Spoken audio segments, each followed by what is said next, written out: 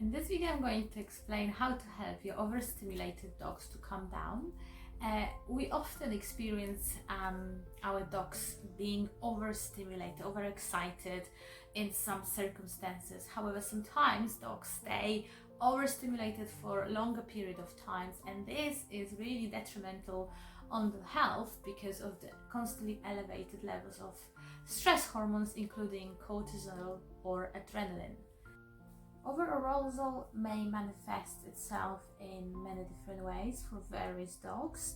So one of the most common symptoms is high-pitched barking, lunging, jumping up, snatching of treats, or even refusing to have any food because of overarousal. For some breeds, like herding breeds, they tend to go into this stalking kind of movement. When they see something, they intend to chase. And generally, overaroused dogs, they just cannot hear you no matter how much you shout at them, and they overall characterized by very poor impulse control. So why do dogs get overaroused? There are many different factors that can contribute to overarousal in dogs. One of the most common ones are the triggers and the surrounding environment. For example, the dogs may react to some noise around, or other dogs, children running, people picnicking. This stems from the fact that either dogs' lack of training and the tools on how to behave around those factors, also lack of early habituation or socialization with different animals or noises. Another common factor in many dogs is genetics. So there are certain breeds that tend to be more likely to exhibit overarousal behaviors, and some of those breeds would be, for example, border collies, Jack Russells, Staffordshire Bull Terriers, and many more. So when we choose this kind of breeds as our pets, we need to make sure that we are able to provide these dogs with sufficient amount of both mental and physical exercise that make those breeds healthy and happy in their lives.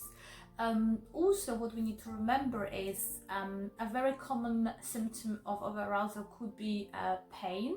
So especially if it's a sudden change in the behavior of a dog, it's absolutely necessary to have a vet check to make sure that actually this is not the case, so we can actually approach it with appropriate solution. Another cause of overstimulation in dogs could be, for example, diet. So it's worth checking our dog's diet. Does it contain far too many carbs that obviously heighten the energy? Maybe some kind of dyes or chemicals that actually lead to overstimulation. We need to make sure that whatever breed we have, we provide them with enough physical and mental stimulation throughout the day. Age is also very important here. So puppies and adolescent dogs tend to be more easily overaroused than older dogs. Dogs that lack of training and the tools to deal with the factors or triggers around them, they also often exhibit overarousal in many different situations. And finally, I'd say a very common manifestation of is a response to frustration. It's overarousal when dogs, for example, are stuck indoors for far too many hours than they should, and finally they are let out to go for a walk and they just go crazy.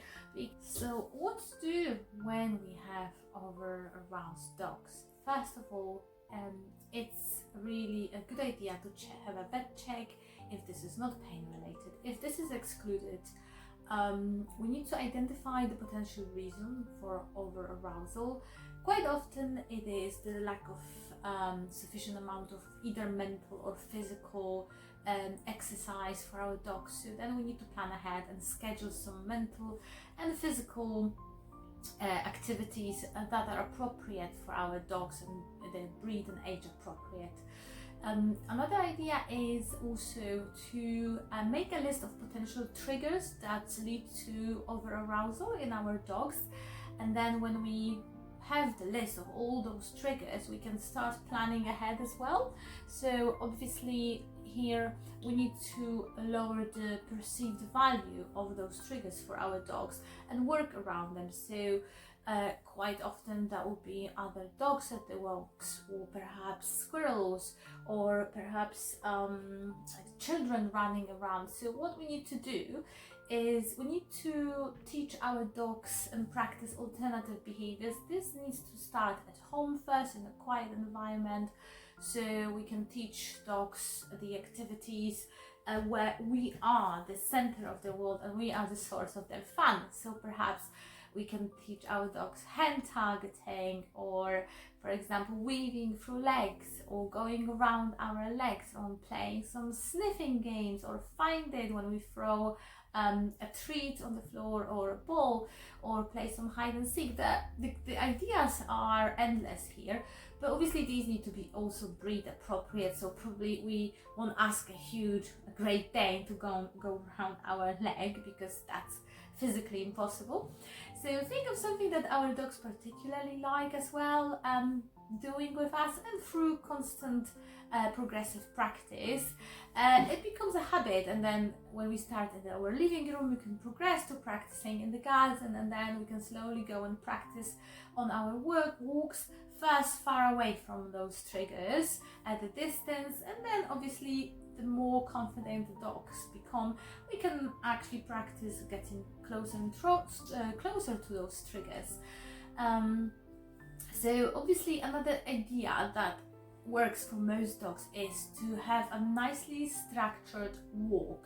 This means that we start at home by teaching our dogs good door manners, which means we only open the door and go for a walk if the dog becomes calm and remains 4 paws on the floor, and then we reward it. There is some activity, obviously we can practice that. It takes a while, but it's worthwhile. Then obviously loose lead walking. When we go for a walk, we just don't allow our dog to go crazy and pull towards the field, and just let him or her off lead and just go crazy around the park.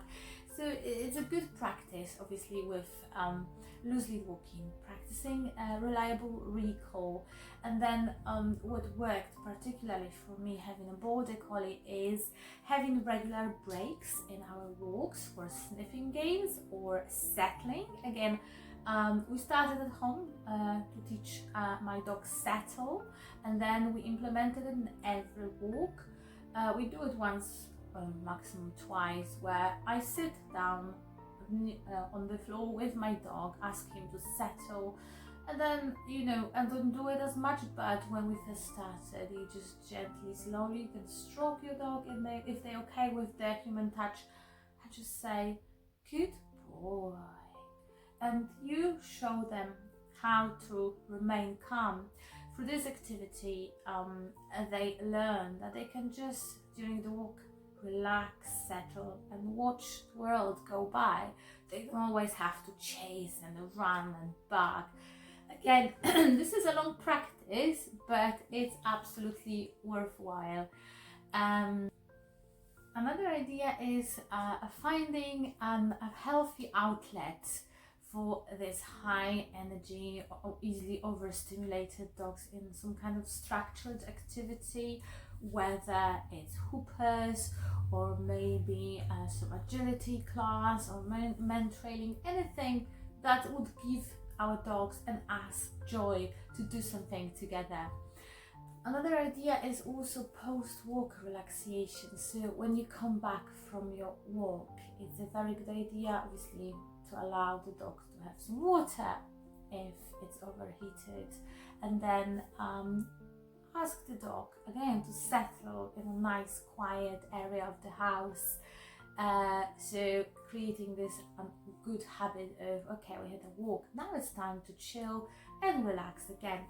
So also when the dog actually gets over aroused, we should never shout, we should never punish our dogs, because that will lead to even more overstimulation and actually won't help anything, but it may even increase more the cortisol level, which stays for approximately 60 minutes in our dog's bloodstream, or adrenaline level can even stay up to 6 days. And again, if the dog is constantly overstimulated by triggers, by us shouting, tugging the lead, or punishing our dogs, the dog system is constantly overflooded by those stress hormones and is permanently in the state of distress, which is absolutely unhealthy, and that makes our dog not just unhealthy, but nearly impossible to train and make the dog happy around us. And the last idea here is, whenever we teach any cues, whether it's a sit or down or a stay, it's a good idea to add to the behavior release cue, so the dog learns when we ask them to do something like a sit, they should remain in a position until they release. So we need to also find a release cue. Just help us to manage, for example, run different triggers, or we go round walks and we ask our dog when they know the behavior quite well to do, and then they can move on, and the release is the reward itself. Finally, what not to do when our dogs are over aroused. Definitely, as I mentioned before, don't shout, don't punish your dog, because that will have the opposite effect on not only the bond between you and your dog, but the training, and make your dog less likely to trust you, to enjoy the training, to actually, the more relaxed dogs, the better and faster they learn. So also, don't encourage the excitement yourself. So for example, when you come in after work or shopping, don't go, hi, hello, just crazy. Instead, just be calm and give a good example to your dog. And also you can teach your dog here a release cue. Say hello, so the dog only approaches people. Or when you say, come say hello, the dog comes, and you reward 4 paws on the floor. And finally, very importantly, don't ever blame your dog for over-arousal. It's not your dog, it's the environment, including yourself. So you are the one that can manage and help your dog to live the best quality life.